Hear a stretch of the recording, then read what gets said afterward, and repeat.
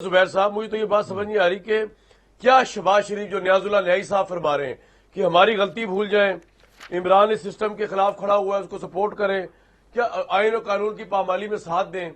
ये बातें पहली बात तो बिलीव करने वाली है, जबकि इमरान साहब खुद भी हाइब्रिड सिस्टम के बेनिफिशियरी रहे 2018 से, और शहबाज शरीफ साहब मान लेंगे इन सारी बातों को कि हाँ जी वाकई बड़ी असूल की सियासत। नियाजी साहब ने बिल्कुल सही बातें की हैं।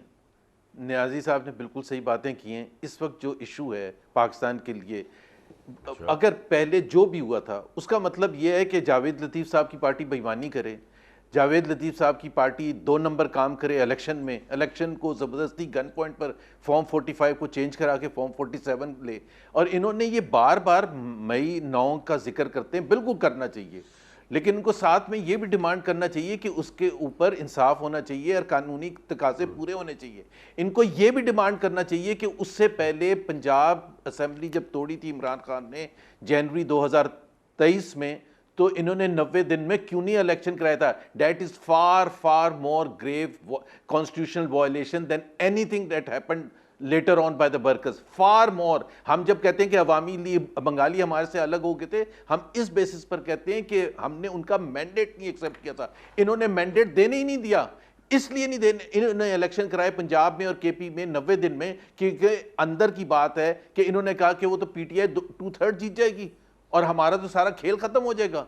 फिर हमने निकाला क्यों था, वोट ऑफ नो कॉन्फिडेंस क्यों किया था। सो आप कंसिस्टेंटली आइन की खिलाफ वर्जियां करते रहें, आज भी कर रहे हैं, और वो फिर जब आप उसका जवाब देने के बजाय आपके वो जी इमरान खान ने 2018 में क्या किया था, भाई उसका हिसाब किताब आप जरूर लें अवाम के पास जाके, लेकिन अवाम ने आपको नहीं इलेक्ट किया, आपको झंडे वाली कार में बैठने के लिए नहीं उन्होंने वोट दिए थे, आप एक स्टोलन मैंडेट पर बैठे हुए हैं।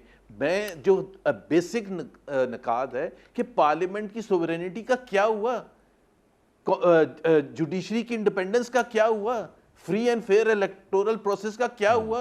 ये बुनियादी शहबाज शरीफ प्राइम मिनिस्टर है यार, आप ये कहें कि हम उसको नहीं मानते, कौन सी सोवरेनिटी बरकरार है।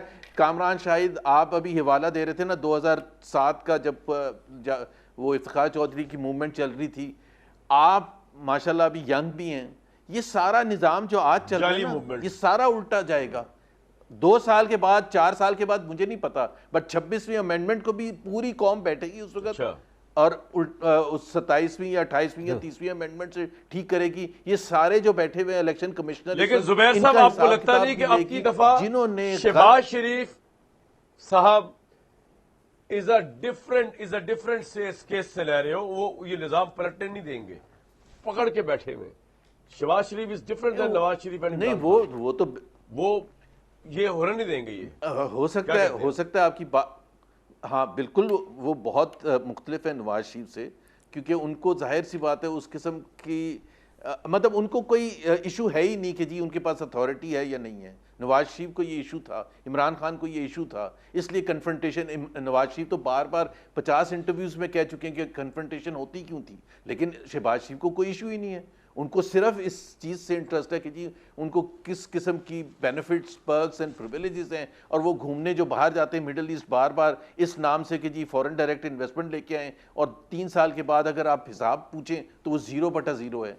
सो मेरा ख्याल है शहबाज शरीफ, आपकी बात सही है कि वो उस किस्म की सिचुएशन नहीं पैदा होने देंगे जिसमें, लेकिन ये सिस्टम चल नहीं सकता। 1 साल 2 साल 3 साल कभी ना कभी होगा खत्म, और वो इम्प्लोजन से होगा, और वो पाकिस्तान के लिए सही नहीं होगा। जावेद लतीफ साहब, ये बता दीजिए, ये बताए ना जुबैर साहब बिला वजह इतना जज्बाती हुए में आइन कानून पार्लियामेंट को लेकर, आप बताएं कि यार ये आइन कानून पार्लियामेंट को दफा करें। बेसिकली मसला ये है कि अगर ज्यादा ही असूलों में चल पड़े, इमरान खान के साथ कोई डील कर ली, कोई मुज़ाकरात कर लिए, तो हमारी गवर्नमेंट फारिग है, शहबाज शरीफ साहब की गवर्नमेंट फारिग है, हमें क्या जरूरत पड़ी यार जेलें भुगतने के। इमरान बाहर आएगा, सबको जेल में डालेगा। मैं पहले भी बता चुका, आप इनको समझाएं, कैसी बातें कर रहे हैं जुबैर साहब जज्बाती होकर। लेकिन कामरान शाह साहब, मोहम्मद ज़ुबैर साहब जो जज्बाती हुए हैं वो तो मैं जवाब देता हूँ, मगर मैं उससे पहले ये ज़रूर कहूँगा कि नियाज़ी साहब ने भी बातें दुरुस्त कही हैं, मगर मैं उनकी खिदमत में ये ज़रूर गुजारिश करना चाहता हूँ कि जो आपका सवाल है वो 3 हिस्सों में है बटा हुआ। एक तो इलेक्शन की जब बात की जाती है, मोहम्मद ज़ुबैर साहब को ये होता है कि वो इलेक्शन किस तरह हुए। कोई इलेक्शन, कोई जमात जो बरसर इक़्तिदार आती है वो इलेक्शन रिग नहीं कर सकती, ना RTS बैठा सकती है, ना फॉर्म 47 पैदा कर सकती है। ये जब तक दूसरे लोग उसके साथ या दूसरे लोग करने वाले ना हों। अब आ जाएं जो अदलिया की बात की जाती है, 2007 की आपने बात की है। भाई बात यह है कि आपको अदलिया उस तरह की चाहिए, साकब निसार वाली, बंदयाल वाली, जो आपके किरदार को दुनिया जानती हो और आपको 62-63 पे पूरा उतरते हुए सादक और अमीन करार दे दे। आपको आज की अदलिया चाहिए या वो अदलिया चाहिए जहाँ जाके जस्टिस शौकत सिद्दीकी को कहा जाए कि हमारी 2 साल की रियासत ख़त्म हो जाएगी अगर आपने यह हमारी बात ना मानी तो। दूसरा मैं ये बात कहूँगा, सिस्टम या वोट को इज़्ज़त दो। मेरे भाई न्याजी साहब ने कहा या मोहम्मद ज़ुबैर साहब को आज बहुत महसूस हो रहा है कि वोट को इज़्ज़त दो कहाँ गया और इस वजह से हम लोग अलग हुए। तो मैं इनकी खिदमत में यह अर्ज़ करना चाहता हूँ कि वोट को इज़्ज़त दो एक दफ़ा स्लोगन के तौर पे नहीं लिया गया। नवाज शरीफ ने अपने 25 साल नहीं 35 साल वोट को इज़्ज़त दो, आइन कानून की बालादस्ती और डेवलपमेंट के हवाले से सर्व किए, जो बार बार हमें कहा जाता है कि आप इतना अरसा इक़्तिदार में रहे। अब सिस्टम क्या है, मुझे ये बताएं कि ये सिस्टम ऐसा चलना चाहिए या ऐसे सिस्टम के लिए जद्दोजहद इमरान खान साहब करते आए कि 98 में जब पाकिस्तान के दिफा को नाकाबिले तस्खीर बनाया तो उसके 2 माह बाद ताहरुल कादरी और इमरान खान एक पेज पे एक बैनर तले स्लोगन ये दिया कि पहले एहतसाब फिर इंतखाब। क्या आम बाजी उस से बाहर वक्त, निकलने को तैयार नहीं है। कोई मैं आगे चला जाऊंगा, एक बात सुन ले मियां नहीं, साहब। अब आ जाए एक सेकंड मियां साहब, अब मैं आज की बात कर लेता हूं। आपकी आज की तीनों बात कर बातों का लेता पहले तो हूं। एक आज की बात करने दे क्विकली प्लीज। कर लें सर जी, क्विकली मुझे एक सेकंड करें।